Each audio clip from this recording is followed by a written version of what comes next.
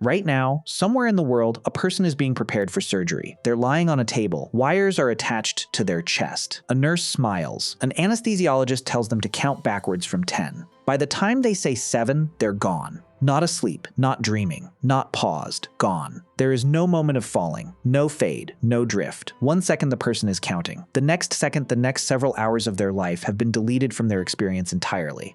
There is no them anymore. No thoughts, no fear, no sense of time passing. Their heart is still beating. Their lungs are still breathing. But whoever they were 30 seconds ago has temporarily ceased to exist. This will happen 60 million times this year. Anesthesia is one of the most common medical procedures on Earth. It's used in 90% of major surgeries. Without it, modern medicine would not exist. You would not let a stranger cut open your body while you were awake to feel it. So here's the question that should bother you a little. Doctors don't actually know how it works. Not vaguely, not partially, fundamentally. The exact mechanism by which anesthesia switches off your consciousness is one of the biggest unsolved problems in modern medicine. We use it on millions of people every day. We have no idea what we are doing. And the reason we don't know is that it's tied to the single most mysterious phenomenon in the universe: consciousness itself. Let me explain.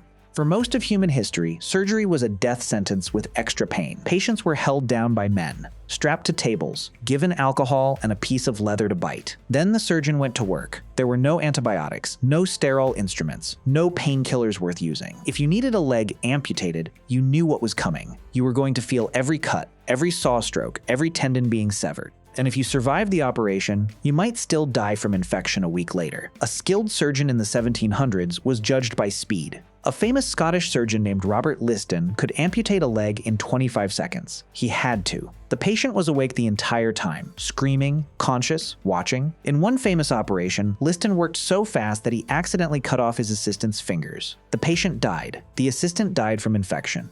A spectator in the audience reportedly died from shock. 3 deaths, 1 operation. It became known as the only surgery in history with a 300% mortality rate. This was medicine for thousands of years. Then on October 16, 1846, a dentist named William Morton stood in front of a crowd of doctors at Massachusetts General Hospital. He held a glass globe filled with ether vapor. He placed it over a patient's mouth. The patient breathed in. Within minutes, he was unconscious. The surgeon cut a tumor from the patient's neck. The patient didn't move, didn't scream, didn't feel it. When he woke up, he asked when they were going to start. The room went silent. Then, the lead surgeon said one of the most quoted lines in medical history: "Gentlemen, this is no humbug." The crowd of doctors realized they had just watched something impossible happen. That moment is sometimes called the most important day in the history of medicine. It split human history into 2 eras.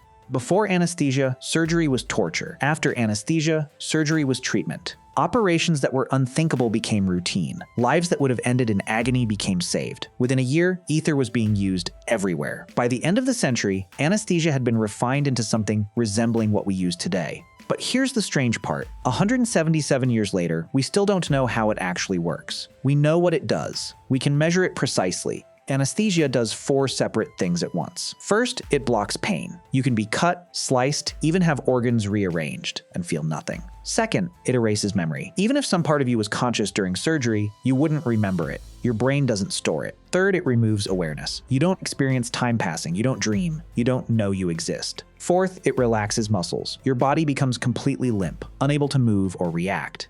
Different drugs handle different parts. Propofol handles awareness. Midazolam handles memory. Fentanyl handles pain. A muscle relaxant handles movement. An anesthesiologist mixes them together like a chef. But the central mystery is the awareness part. The where did the person go question. When you fall asleep at night, your brain doesn't switch off. It's still incredibly active. It dreams. It consolidates memory. It does maintenance. You're still in there, somewhere. Anesthesia is different. Under deep anesthesia, your brain goes into a state that doesn't match natural sleep. The activity patterns are different. The communication between brain regions changes. Something that resembles you stops happening. Where did you go? This is the part doctors cannot answer. For 150 years, the leading theory was something called the Meyer-Overton rule. It was based on a strange observation. The strength of an anesthetic correlates almost perfectly with how well it dissolves in fat. The more fat-soluble a chemical is, the better it works as an anesthetic. This is true for ether, chloroform, propofol, isoflurane, and almost everything else. So scientists assumed anesthetics worked by dissolving into the fatty membranes of brain cells and disrupting their function. It was a clean theory. It fit the data. It dominated medicine for over a century. Then it fell apart. In the 1980s, researchers found that some chemicals are highly fat-soluble but don't work as anesthetics at all.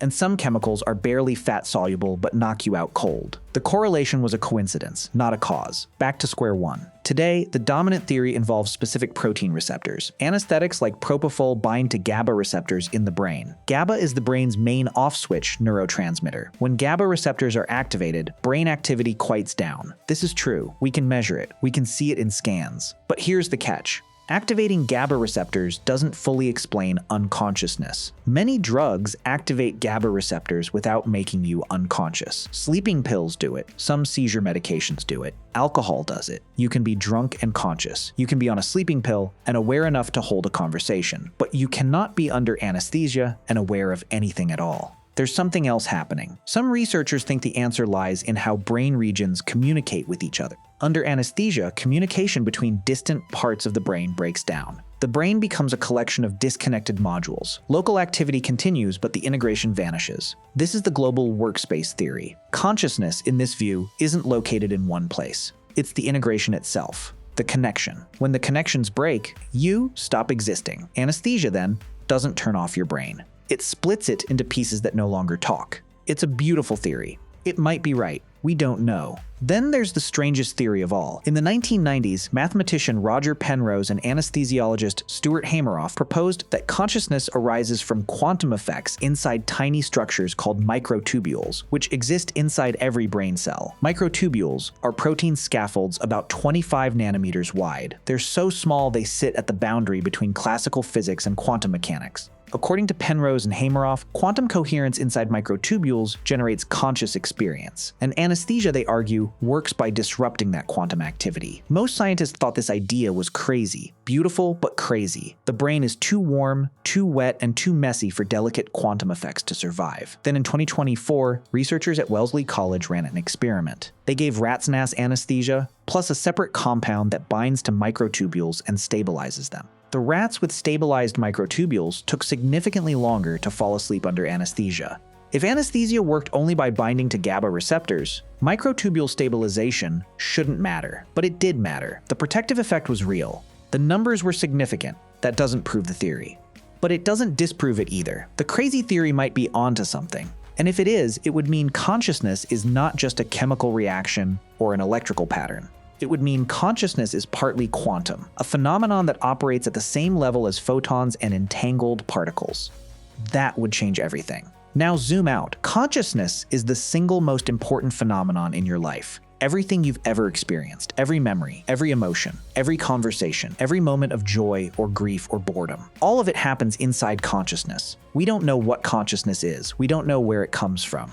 We don't know how it gets generated by physical matter at all. This problem has a name. Philosophers call it the hard problem of consciousness. Why does any physical process produce subjective experience? Why isn't all of this happening in the dark, with nobody home? Nobody knows. Anesthesia is a tool that turns this mystery on and off. It's the only thing in medicine that can reliably switch consciousness off, then back on, with the person mostly intact. Which means anesthesia is also the closest thing science has to a key to the deepest mystery in the universe, and we still don't know how it works. This raises a strange question. If we don't know how anesthesia works, how do we know it works at all? The answer is uncomfortable. Approximately 1 in every 1,000 to 2,000 patients under general anesthesia experience something called anesthesia awareness. Their body is paralyzed, their pain blockers are working, but the awareness drug isn't enough. They are awake. They feel everything. They cannot move, scream, or signal. They lie there while they are operated on, fully conscious, unable to do anything. When they wake up, some of them remember. Some patients describe hearing surgeons talk during their procedure. Some describe feeling the scalpel. Some describe the panic of being unable to move while something invasive was happening to their body. Many of these patients develop severe post-traumatic stress disorder afterward. This is rare, but it's real. Surgeons and anesthesiologists know about it. They monitor for it. There's even a brain monitoring device called a BIS that tries to detect consciousness in real time. The fact that anesthesia awareness exists tells us something important. The drugs are not perfectly reliable. Consciousness is harder to measure than we'd like to admit. And the line between asleep and awake but trapped is sometimes thinner than the line between life and death. Most of us will never experience this. Modern anesthesia is extraordinarily safe. The risk of dying from anesthesia itself is roughly 1 in 200,000 procedures. It's safer than driving to the hospital. But the safety doesn't change the mystery. We're using a process we don't understand on tens of millions of conscious beings every year, trusting that it will return them to themselves. And it almost always does. There's something philosophically heavy about this. Every time you go under, you cease to exist. There is no inner experience, no you lying there waiting. There's a body, a heart beating, a brain firing, but the person you were is gone. This is not the same as sleep. When you sleep, time passes for you. You dream. You shift positions. You're still in there, even if quietly. Under anesthesia, that doesn't happen. There is no time. There is no inner darkness. There is no waiting room. There is just nothing, and then there is something again. When the drugs wear off, someone wakes up with all your memories, your name, your relationships, your fears. Is that you? Or is that a continuation of you? Or is that a new conscious being who inherited all your stuff? Philosophers have argued about this for centuries. Most of us never have to think about it because most of us are never deliberately switched off. But every surgery patient is, briefly, a thought experiment in consciousness. And nobody knows the answer. Here's what we do know. The next person to explain how anesthesia actually works will solve one of the longest-standing mysteries in modern science. It's been called the gateway problem because solving it would unlock the door to consciousness research itself. We're not there yet. We're not even close. In the meantime, we use it 60 million times a year. Every one of them temporarily ceased to exist, and every one of them came back. We have a 200-year record of switching consciousness off and on, and we still cannot explain a single moment of it. We trust strangers to inject things into our veins that switch off our existence for a few hours, and somehow, almost always, switch us back on. It works. Nobody fully knows why. That's the truth. And the truth is wild. So the next time you hear someone count backwards from 10, the next time you see anesthesia on a TV show, or the next time you go under yourself, remember this. For a few hours, you won't be there. You won't be sleeping. You won't be dreaming. You won't be anywhere. You'll just stop.